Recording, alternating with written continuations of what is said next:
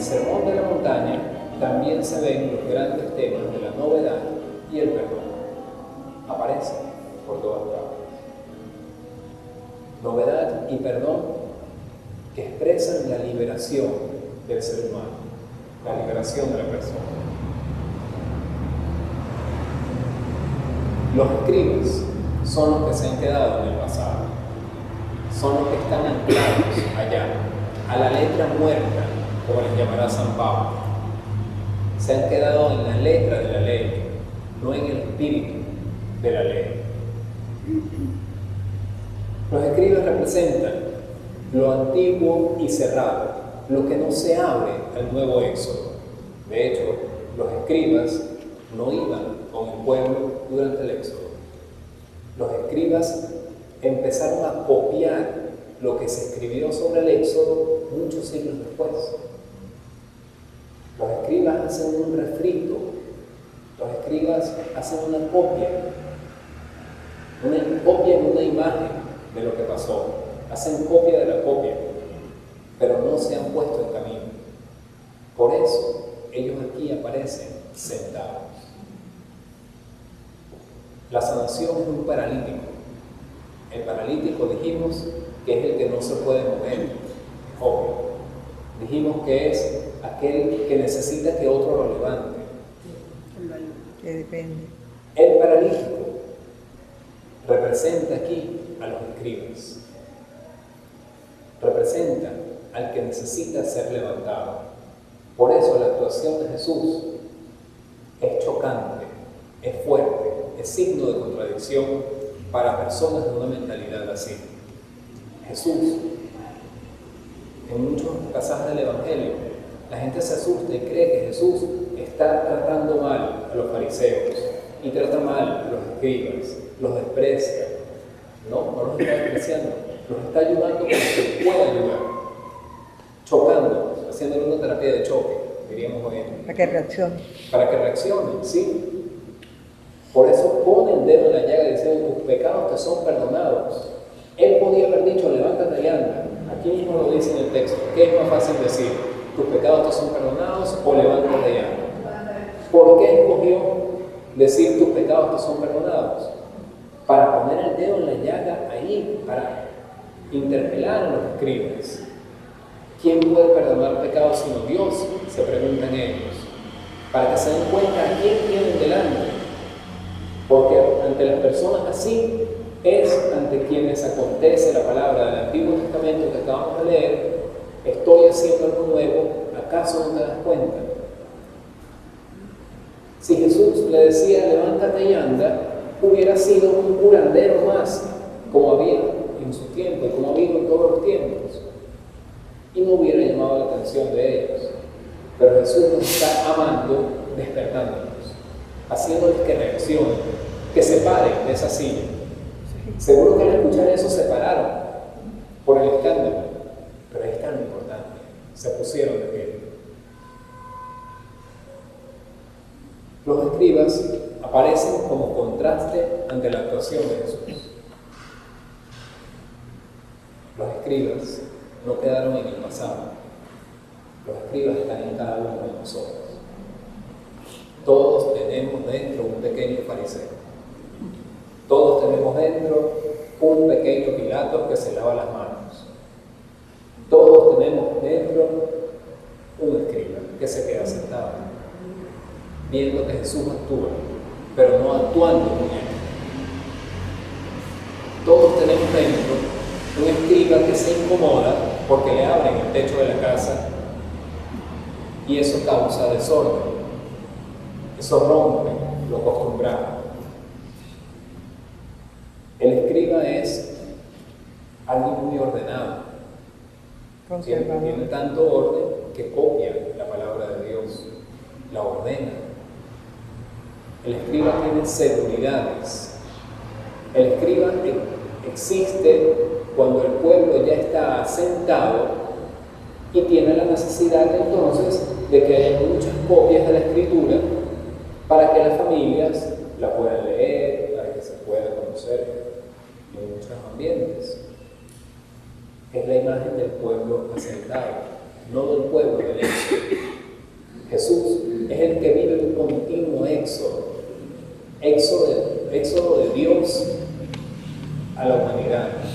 sale del ámbito de Dios para venir a nosotros. Y de nosotros sale también, es expulsado, vive un éxodo. Pero ese éxodo lo lleva de nuevo al Padre. El cristiano está llamado a seguir a Jesús en el éxodo. Ven y sígueme. El cristiano tiene que levantarse también. Por eso nosotros, tú y yo, hoy tenemos que encarar también a ese pequeño escriba, pequeño o grande. En mí, yo les confieso, es grande. A ese pequeño o grande escriba, ¿qué tenemos en él? Tenemos que encararlo. Tenemos que zarandearlo, así como lo hace Jesús. Y decirle, ponte en pie, levántate. Déjate interpelar por el Señor. Déjate interpelar por su palabra. Nosotros estamos corriendo un riesgo. Por ejemplo, con nuestra experiencia de la lección divina, que es bella, nos está ayudando. Pero cuidado, si la lección divina que estamos practicando se queda aquí, se queda en el miércoles a las 7 de la noche, se queda en un momento bello, se queda en un momento interesante. Hoy aprendí tal cosa. Así es todo en los escribos. Se basa fundamentalmente en lo que estábamos comentando con respecto al éxodo.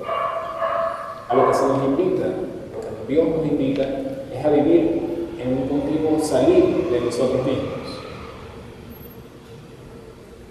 La diferencia entre estar asentado y la de estar en marcha, que eso es el éxodo, estar en movimiento, se encuentra justamente en que es lo que vemos aquí, la diferencia entre los escribas con los que se encaramaron por el techo para bajar ahí al paralítico.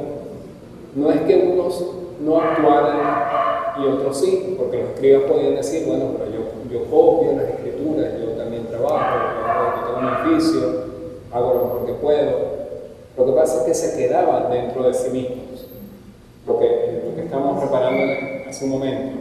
Se quedaban con sus cavilaciones. Fíjense que es verdad, ni siquiera lo decían, sino que se quedaban pensando para adentro de sí. No salen de ellos. En la teoría, ¿no? ¿Cómo? En la pura teoría. Sí, no salen de su teoría, no salen de lo aprendido, no salen del pasado que copian. Esa es la diferencia.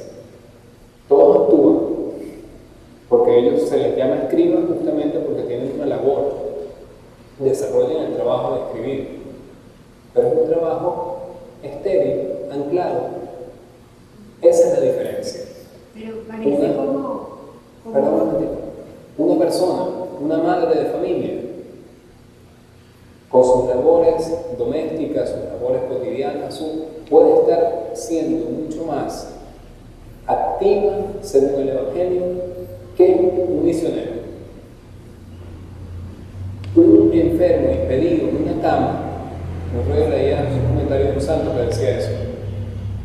No, le decía a un impedido, no pienses que estás perdiendo tu tiempo en una cama. Un minuto que tú pasas en esa cama, inmóvil, ofrecido a Dios, hace más que muchas horas de mi ministerio en el cual yo hablo y hablo y hablo. Entonces, no es tanto ponerse a hacer mucho, no es activismo, sino cómo se hace, cómo se vive. Ahí está Santa Mónica, una madre abnegada.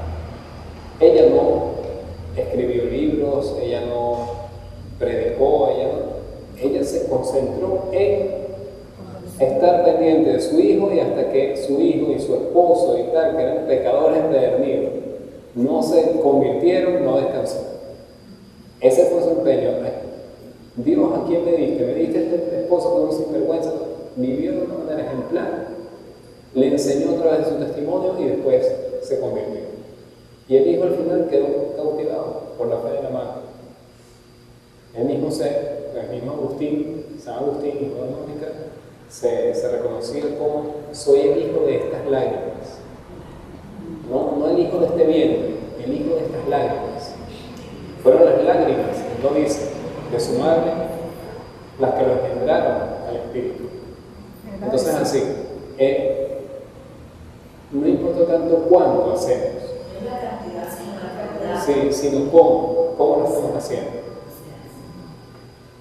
Entonces, si estamos viviendo fuera de nosotros mismos, atentos a las necesidades de los demás, fuera de nosotros mismos porque buscamos no nuestra propia voluntad, sino la voluntad de Dios. Fíjense, los escribas se quedaban dándole vueltas a sus razonamientos, en vez de tratar de entender la mente de Dios, los designios de Dios, cómo se manifestaban. Es la diferencia. Yo le decía que eso parece como irónico, la palabra creo que no es irónico, pero incongruente, que los escribas, que eran los que conocían la palabra de Dios, la transcribían, no reconocen a Jesús, que es el verbo hecho hombre. Sí, por eso mismo es que Jesús dice en el Evangelio, refiriéndose a los escribas y fariseos, muchos primeros serán están analizando todas las teorías de por qué tantos adolescentes se están suicidando. Muchachos y muchachas menores de 18 años suicidándose. Y una cantidad enorme, unos 4.500 en mes, una cosa que ocurre cualquiera. Y se preguntan, entonces dicen, es por el frío. Otros dicen, sí, porque se deprimen por el frío. Otros dicen, bueno, es porque hace falta que tengan más recursos tecnológicos, como el resto de Europa. O es porque tal, es porque... ¿Y acaso, pero ninguno se ha preguntado ¿Quién? Los padres. sobre la realidad espiritual de una nación que durante casi un siglo expulsó a Dios de su vida? Y hoy en día lo continúa expulsando.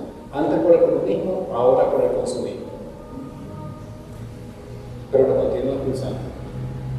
Y no les ha llamado la atención que el vacío que están experimentando estos jóvenes, que les lleva a cometer un acto tan dramático, seguramente está allí, en el vacío espiritual. No es el vacío climático, ni el vacío material, ni tecnológico lo que están experimentando. Se va apoderando el mal. Claro, que es el mal, la ausencia del bien. Si destepaste el bien, ¿qué te queda? La muerte. El escriba es el que vive en esta situación. Vive acomodado, pero sin Dios. Vive sentado, pero no deja actuar la voluntad, no es audaz. Una fe asentada, cuidado.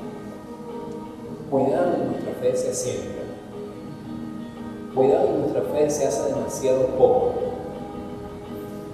Cuidado en que quedamos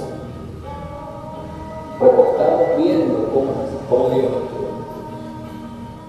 Cuidado y confundimos la contemplación con la inacción, con la falta de compromiso.